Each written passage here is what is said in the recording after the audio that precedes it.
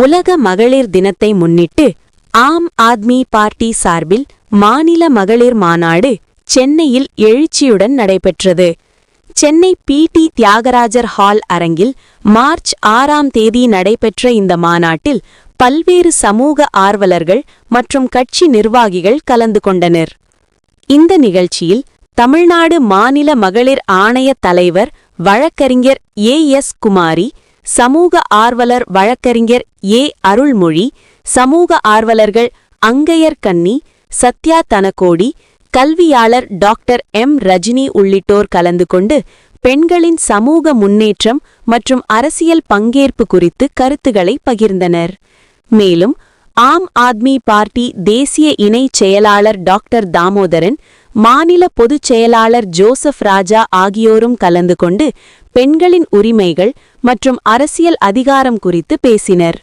இந்த மாநாட்டை மாநில தேர்தல் பரப்புரை குழு உறுப்பினரும் மகளிர் அணி நிர்வாகியுமான doctor Netra Sri, BCom MBA மற்றும் சோபியா பாமா ஆகியோர் ஏற்பாடு செய்திருந்தனர்.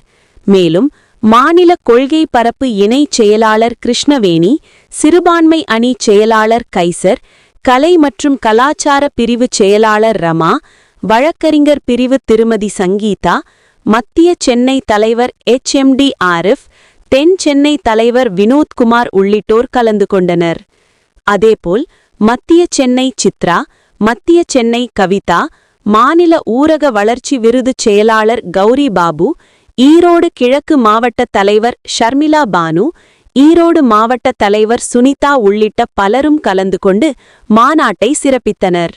இந்த மாநாட்டில் பெண்களின் அரசியல் அதிகாரம் மற்றும் சமூக பாதுகாப்பு குறித்து விரிவாக விவாதிக்கப்பட்டது. கட்சியின் நிர்வாகிகள் மற்றும் திரளான மகளிர் கலந்து கொண்டு மாநாட்டை சிறப்பித்தனர். முதன்மையானது நாட்டில் ஒற்றுமை வேணும், அமைதி வேணும், ஒருத்தருக்கொருத்தர் அன்பா இருக்கணும். அந்த அன்புக்கு இலக்கணமாக நம்ம மக்கள் எப்படி இருக்கிறோமோ, இந்தியா என்கிற நாடு எப்படி இருக்கணும், எப்படி இருக்கும் என்பதற்கு இலக்கணமாக இந்த நிகழ்ச்சியை 3 ஆண்கள் வழிநடத்துறாங்க. அவர்கள் உங்களுடைய தேசிய இணை செயலாளர் தாமோதரன், தமிழ்நாடு மாநிலத்தினுடைய பொதுச் செயலாளர் திரு ஜோசப் ராஜா, அப்புறம் சென்னை மாநகர தலைவர் திரு ஆரிஃப். உங்க பேர்லயே எல்லாம் இருக்கு இல்லையா? தாமோதரன், ஜோசப் ராஜா, ஆரிஃப். இதுதான் இந்தியா, இப்படிதான் இருக்கணும். இது இப்படி இருக்க கூடாதுங்கிறதுக்காகவே இன்னைக்கு அரசியல்ல பல பேர் வேலை பார்த்துக்கிட்டு இருக்காங்க. உங்க வீட்டுல என்ன சமைக்கிறீங்கன்னு பாக்குறத விட பக்கத்து வீட்டுல என்ன கறி வேகுது அப்படின்னு மோப்பம் பிடிக்கிறதுக்கே பல பேர் கட்சி நடத்துறாங்க. அப்படிப்பட்ட சூழல்ல இந்த மக்களுடைய ஒற்றுமை அன்பை முன்வைத்து இந்த மேடை ஒரு உதாரணமாக எடுத்துக்காட்டாக இருக்கிறது. சூடா சமைச்சு நீங்க முதல்ல சாப்பிடுவீங்களா? தயவு செய்து அந்த மாதிரி சாப்பிடுற வீராங்கனை யாராவது இருந்தா கை தூக்குங்க பார்ப்போம். அங்க அப்ப அந்த 5, 7, 8, 10 பேர், அந்த 10 பேருக்கு நீங்க 1000 பேர் நல்லா கை தட்டுங்க. இறைவனால் படைக்கப்பட்ட அத்தனையுமே பெண்களாக தான் பார்க்கிறோம். உதாரணமாக நாட்டை தாய்நாடு என்றும், நிலத்தை பூமாதேவி என்றும், நீரை கங்காதேவி என்றும், பணத்தை லக்ஷ்மி என்றும், கல்வியை சரஸ்வதி என்றும், வீரத்தை சக்தி தேவி என்றும், சோற்றை அன்னம் என்றும், வெளிச்சம் கொடுக்குவதை ஜோதி என்றும் அழைக்கிறோம். இன்னும் என்னங்க, நம்ம எல்லாருமே தேடுற அந்த நிம்மதியை கூட சாந்தின்னு தாங்க அழைக்கிறாங்க. ஸோ பெண்கள்னாலே பெண்கள் போற்றும் பூமி இது. ஸோ நம்ம எல்லாத்துலேயுமே பெண்கள் தான் தலை சிறந்து நிற்கிறோம் இல்லையா?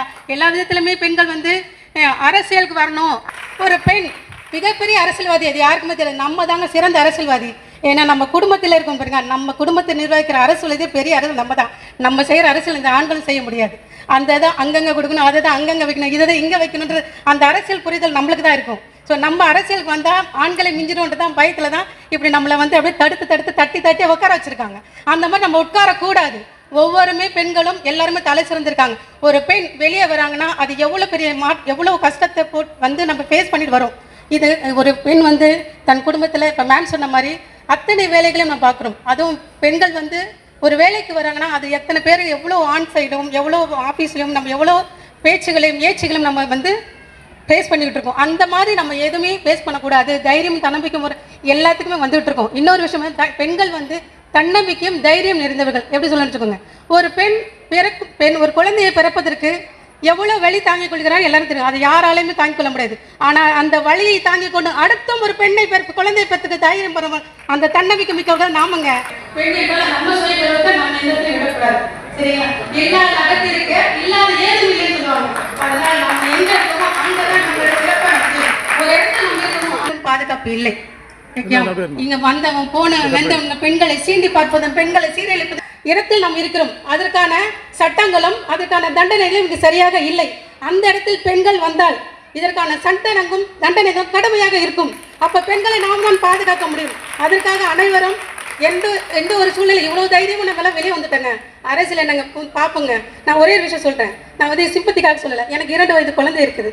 பால் கொடுக்கும் குழந்தையை விட்டு தான் நான் எல்லா இடத்துக்கும் வந்துட்டு இருக்கேன். காரியம் சொல்லி நான் இந்த மேடையில் நின்றுக்க முடியாது.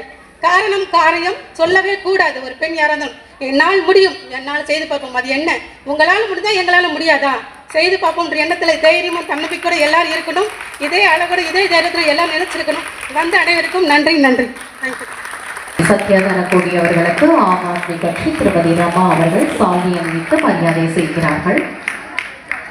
அடுத்ததாக திருமதி அங்கையர் கண்ணி அவர்களை உங்களுக்கு இல்லை என்றாலும் வழக்கறிஞர் சங்கீதா மூலமாக இந்த நிகழ்வுக்கு நான் அழைக்கப்பட்டேன். இது முதல் பேச்சுரை. ஆம் ஆத்மி கட்சி என்றால் ஆம் ஆத்மி என்றால் எளிய மக்களுக்கான கட்சி என்று பொருள். ஒவ்வொரு ஆண்டும் சொல்லுவேன், இது உழைக்கிற பெண்களுக்கான நாள்.